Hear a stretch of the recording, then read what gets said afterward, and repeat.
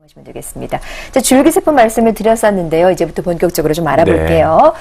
부작용 없는 오래도록 내 이처럼 쓸 수 있는 이 자연스러운 편안한 임플란트 치료를 받기 위해서 내 혈액을 이용한 줄기세포 치료가 들어간다고 하셨어요. 네. 이렇게 치료에 어떤 도움을 주는 건지 어떤 치료인지 좀 소개를 해주세요.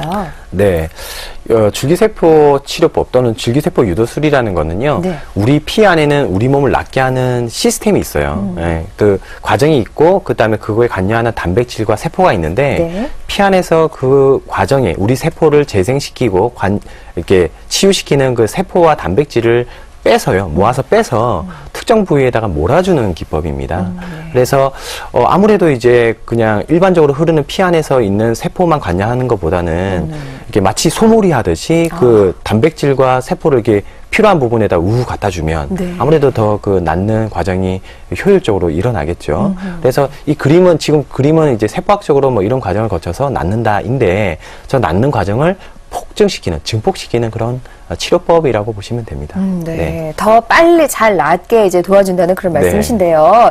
도움이 될 텐데, 그런데 네. 줄기세포 치료를 더 추가하면서 이제 뭐 시간도 오래 걸리고 막 과정이 복잡해지고 이런 건 아닌가 좀 네. 걱정이 돼서요. 네, 그 기술적인 부분은 뭐 의사와 뭐 간호사, 그 병원이 해야 될 부분이고요. 네. 환자분들은 단지 이제 우리 건강검진할 때 피 검사하기 위해서 체열 조금 하잖아요. 그것처럼 이제 팔뚝이나 이런 데서 약간의 그 피만, 체열만 좀 해내면 됩니다. 네. 지금 이제 화면에 나온 것처럼 일반적으로 체열을 해서 그 다음부터는 이제 진공관을 이용해가지고 뭐 감염이 되거나 어떤 이렇게 이물질이 들어가면 안 되기 때문에요. 안전한 상태로 원심 분리기라는 데다 넣어서 피 안에는 여러 가지 그 세포가 있거든요. 그 세포들이 무게가 있어요. 그 무게에 따라서 이제 원심 분리를 하면 층이 지고요. 그 층이 진 데서 필요로 하는 세포를 골라내는 거죠. 지금 나왔는데요.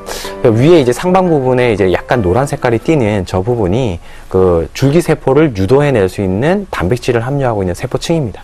그걸 이제 끄집어내서 이제 주입을 해가지고 세포의 재생을 촉진하는 그런 기법을 활용을 하는 것이죠. 네네. 네. 도움이 될 텐데, 그러면 이제 실제 치료 과정에서는 어떻게 쓰이는지 또 화면과 함께 설명해 네. 드리도록 하겠습니다. 네.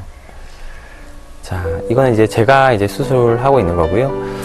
저희 병원은 이제 일단 수술 그 다이에, 그러니까 수술대에 그 메스가 없습니다. 레이저를 대신하고 있고요. 네. 지금 요거는 이제 인공뼈라는 그 어떤 가루에다가 네. 저 노란 액체가 피에서 뽑아낸 그 PRP라는 그 혈장 용액입니다. 그거를 사용을 하고요. 네. 그다음에 그걸 준비를 해놓고 지금 저 보이는 모습이 임플란트 픽스처예요.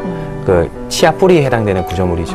네. 그래서 이제 뼈에다 준비한 데다가 이제 엔진을 이용해서 지금 이제 식립을 하고 있는 과정이고, 요 이제 인공뼈에다가 예전에는 식염수를 써요. 멸균 식염수를 썼는데 또 요즘도 여전히 쓰고 있죠. 썼는데 그 PRP라는 걸 넣어가지고 대신해서 이게 세포를 촉진하게 했고요. 지금 방금 들어간 게 PRF라고 잇몸도 또 재생이 돼야 됩니다. 잇몸도 재생이 잘 돼야 되기 때문에 넣어서 꿰매 넣고요.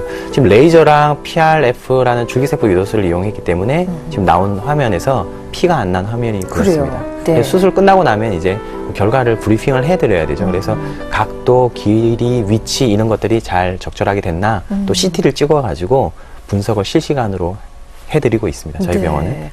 절개를 하고 봉합하고 네. 그 과정을 보여드렸는데 정말 피가 네. 출혈이 거의 없습니다. 네, 맞습니다. 이렇게 되면 환자 입장에서 안 아프고 염증 걱정 없다는 말씀이 맞습니다. 되는 예. 거죠. 자, 그러면 이 줄기세포 치료를 이용했을 때 그렇지 않은 경우와 어떻게 달라지는지, 그러니까 치유에 얼마나 효과가 있는지 또 준비한 네. 화면과 함께 설명 듣도록 하겠습니다. 네, 그 뼈의 형성 속도가요. 네. 약간 빨라집니다. 아무래도 이제 재생시키는 세포의 양이 많으니까 일을 집중적으로 해서 빨라지겠죠. 네. 많은 논문들을 취합해서 보면 대략적으로 한 1.6배에서 2.2 정도 빨랐다는 결과가 많이 나타나고 있고요.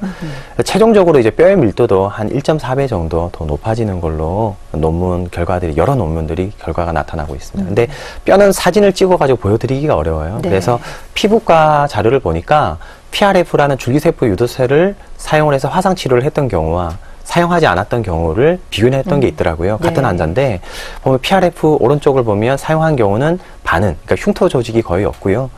그렇지 않았을 때는, 예전에 기법으로 했을 때는 약간 이제 화상 자국이 남아있는 그 정도로 이제 재생 촉진에 좀 큰 도움을 줍니다. 네. 예. 그러니까 빨리 아문다. 네. 그리고 치조골이 보다 튼튼해지고 단단해진다. 네. 예. 이런 이제 설명이신데 그러면 이것이 실제적으로 임플란트의 수명에도 영향을 미치나요? 네, 그게 이제 수명이다 그러면 이제 우리가 10년, 20년, 30년 이렇게 아주 예. 장기간 보는 거잖아요. 네네. 근데 이제 PRF라는 줄기세포 유도술은 작동하는 기간이 한 3개월 정도입니다. 그래서 그 3개월의 덕분에 10년 갈게 30년 간다. 이렇게 찾아내기는 좀 약간 어려워요. 네네네. 찾아내기 어렵고 그 롱통한 네네. 기간에 대해서는 의미가 크지는 않는 것 같고 네. 수술하고 한 일주일 동안 안 아프고 안 붓고 그 다음에 이제 한 뭐 4개월, 5개월 기다려야 될 게 두세 달만 기다리면 되고 요게 이제 가장 큰 의미가 있는데 네. 처음에 보통 이제 시작이 좋으면 끝도 좋잖아요. 네네. 그래서 짐작에 안 하는 것보다는 더 좋지 않을까 그렇군요. 하는 짐작을 하고 있습니다. 네. 예. 예전에 정말 임플란트 시술 받으면 뭐 6개월 동안 뭐 네. 아파서 그쪽으로는 어떻게 뭐 씹지는 또 못하고 벌리지도 못하고 막 이런 경우 많이 봤었는데 네. 그게 굉장히 줄어든다는 말씀이신 네. 거죠. 예. 이 줄기세포 치료를 병행한 환자분의 사례와 함께 또 설명을 듣도록 하겠습니다. 네. 요 케이스는요, 왜 가지고 왔느냐면 보통의 경우는 치료 전이라고 나와 있는 치아가 하나 빠졌는데 그 앞에 치아도 큰 어금니를 빼야 되는 상황이었어요. 근데 이제 좀 이제 이걸 빼야 될까 말아야 될까 좀 애매해가지고 줄기세포 유도술을 이용해서 뼈를 한번 살려보자. 그러니까 임플란트를 하는데도 도움을 많이 주지만 없는 뼈를 소생하는데도 도움을 줄 수 있어요. 예전에 잘 안 됐던 걸 할 수 있는 거죠. 그래서 뒤에는 임플란트를 했고요. 앞쪽은 사라진 그러니까 잇몸뼈를 살려내는 그 수식을 해가지고 살려냈던 그런 케이스였습니다. 그래서 네. 뽑아야 될 치아를 이렇게 살려냈던 그런 경우고요.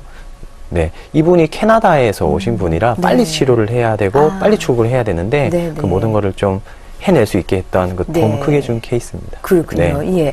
이 줄기세포 치료, 그러니까, 무치아, 아예 치아가 없으셔서 많이 건드려야 되시는 분들이나 네. 아니면은 왜 잇몸뼈가 좀 부실하시니까 만성질환 갖고 계시는 분들, 이런 분들께 도움이 많이 되겠어요. 맞습니다. 이게 우리가 젊고 건강하신 분들은요, 뭐 재생술을 안 해도 원래 건강한 거예요. 네네. 근데 당뇨나 고혈압 같은 대사성 질환 갖고 있는 사람들은 재생력이 평균 수준보다 떨어져 있잖아요.